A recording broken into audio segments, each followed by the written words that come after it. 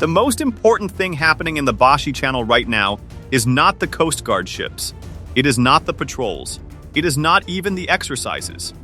The most important thing is what all of it represents. For decades, Beijing assumed that the narrow stretch of water between Taiwan and the Philippines would stay politically divided. Two countries, two separate problems, no coordination, no connection. That assumption is quietly falling apart, and that is why China is paying very close attention to this channel right now. Pull up a map of East Asia. Look at the space between the southern tip of Taiwan and the northern tip of the Philippines. That narrow strip of ocean is the Bashi Channel. It is roughly 250 kilometers wide. It connects the South China Sea to the Philippine Sea and the broader Pacific Ocean. And it sits at the heart of one of the most contested regions on the planet. Now here is the key question. Why does this particular stretch of water matter so much?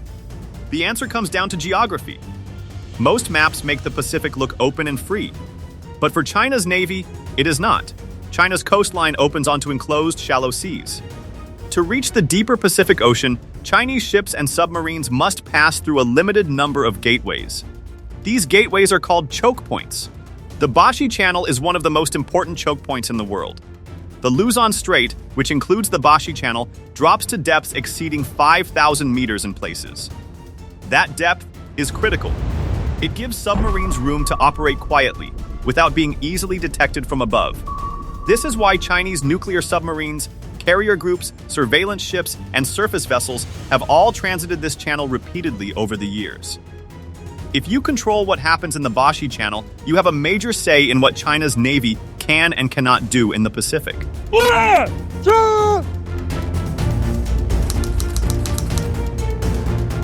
To understand why the Bashi Channel makes Beijing nervous, you need to understand the first island chain.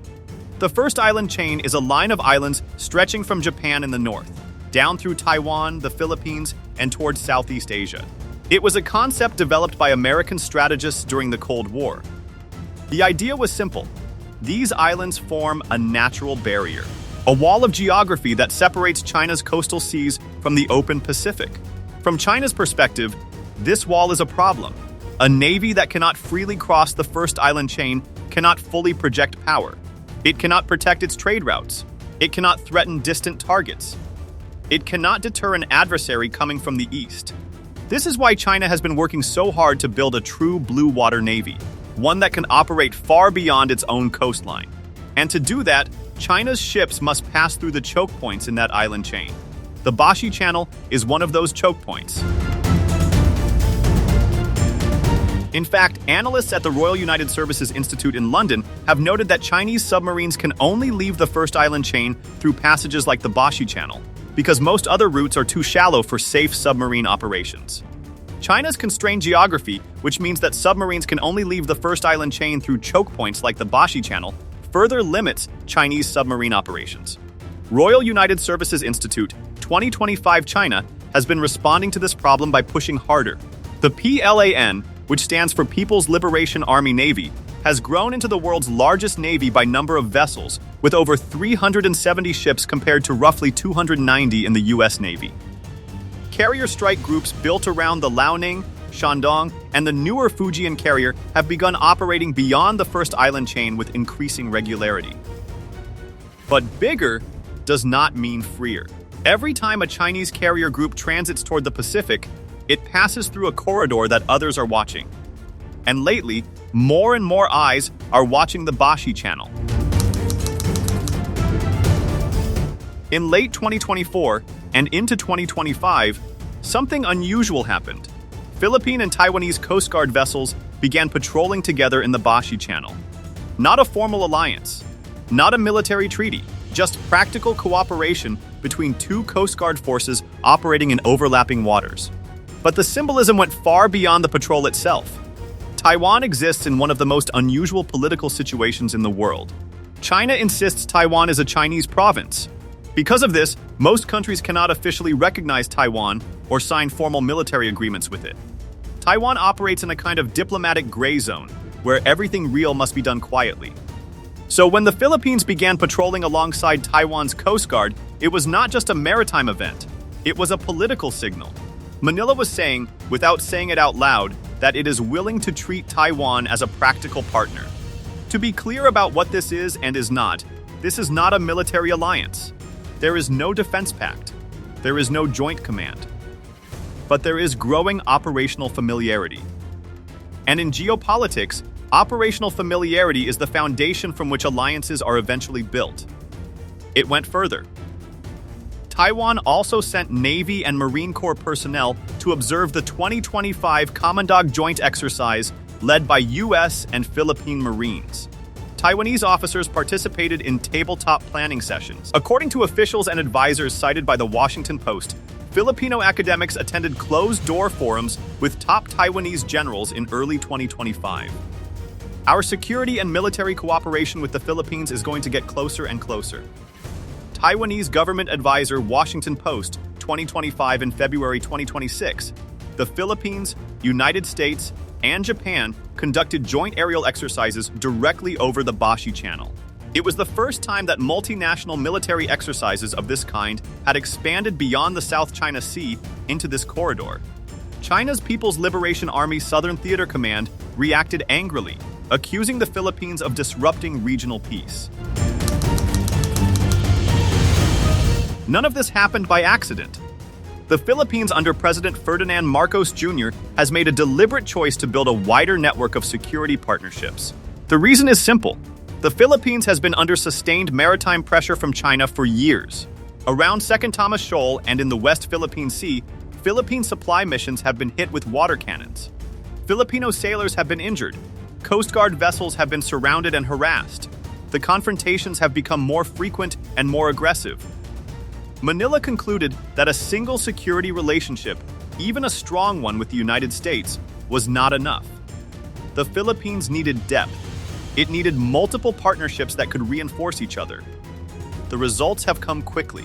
U.S.-Philippines joint activities now number over 500 planned for 2026 under what has been called the 8-Star Plan, approved by U.S. Indo-Pacific Command and the Armed Forces of the Philippines in August 2025. The Balikatan 2026 exercise has been described as the largest combat exercise staged in Southeast Asia. Japan and the Philippines signed new defense agreements in 2025. Australia has participated in amphibious exercises in the West Philippine Sea. South Korea has supplied ships. France, Japan, and Australia are providing nearly 50 patrol boats to the Philippine Coast Guard over the coming decade. And sitting at the center of all of it is Batanes. Batanes is a small group of islands at the northern tip of the Philippines. For most of Philippine history, it was a remote, quiet province known for its unique culture and dramatic landscapes. Strategically, it barely registered. Today, it is one of the most strategically significant pieces of land in Southeast Asia. Batanes sits directly in the Luzon Strait, roughly 193 kilometers from the southern coast of Taiwan. It controls the approaches to the Bashi Channel from the south. Any ship or aircraft passing between the South China Sea and the Philippine Sea goes through this zone. In August 2025, the Philippines opened the Mahatao Forward Operating Base on Batan Island, the main island of Batanes. It is described as the largest armed forces of the Philippines infrastructure in the region. The United States deployed the Navy Marine Expeditionary Ship Interdiction System, known as MESIS, to Batanes. These are anti-ship missile systems. It was the first time anti-ship missiles had been deployed to the Luzon Strait. They were placed less than 200 kilometers from Taiwan. Philippine Defense Secretary Teodoro has called Batanes the country's spearhead. President Marcos himself has warned that a conflict over Taiwan would drag the Philippines in, whether it wanted to be or not. With nearly 200,000 Filipinos living in Taiwan, the country has a direct personal stake in what happens there. Rear Admiral Trinidad said it plainly in an earlier briefing. By divine design, we have been put here. Rear Admiral Roy Vincent Trinidad, Philippine Navy. The phrase is casual. The meaning is not.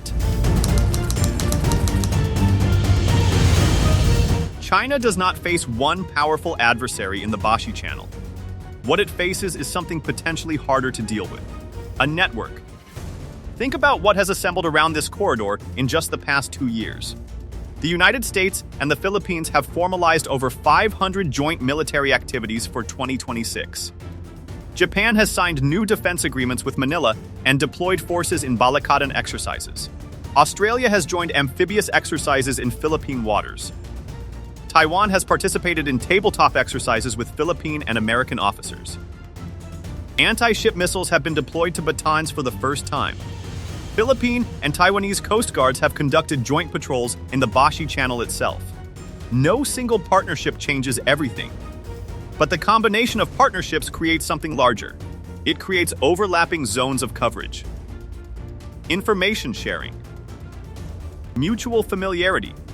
A shared interest in monitoring what moves through that channel. This is what strategists call the network effect. Each connection strengthens every other connection. And the network around the Bashi Channel has been growing faster than Beijing expected. Taiwan has invested heavily in its own Coast Guard capability as well.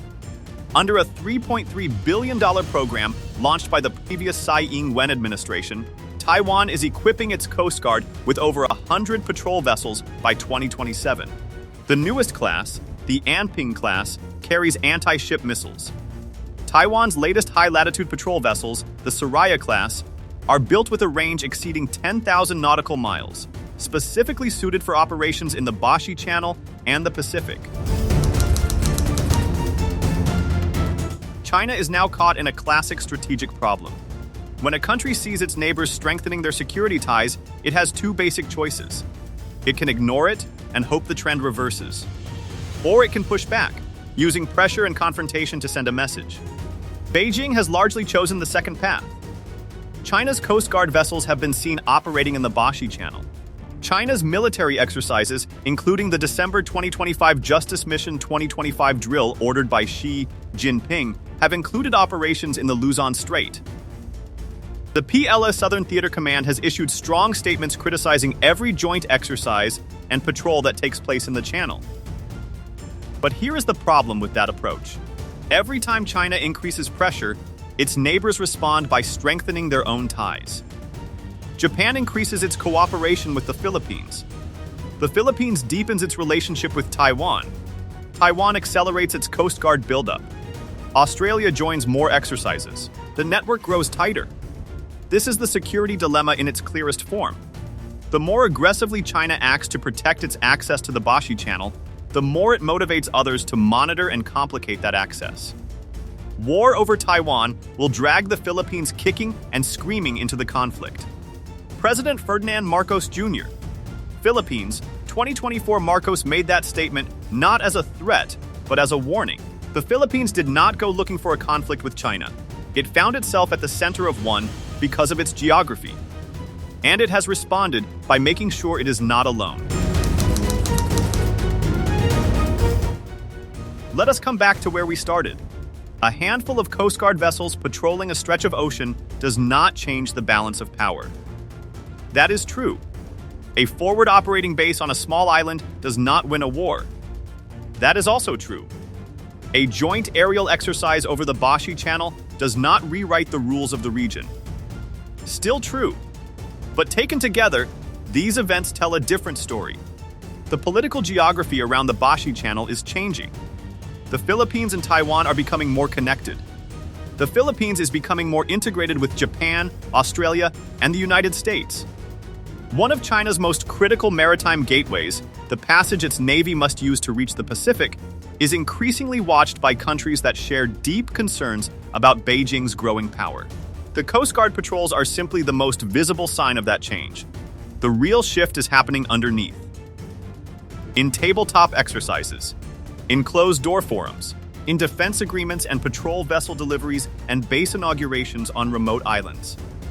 China built its naval expansion strategy on the assumption that the first island chain was fragmented and manageable. That assumption is being tested in real time. The Bashi Channel has always been important. What is new is that so many people are now paying attention to it.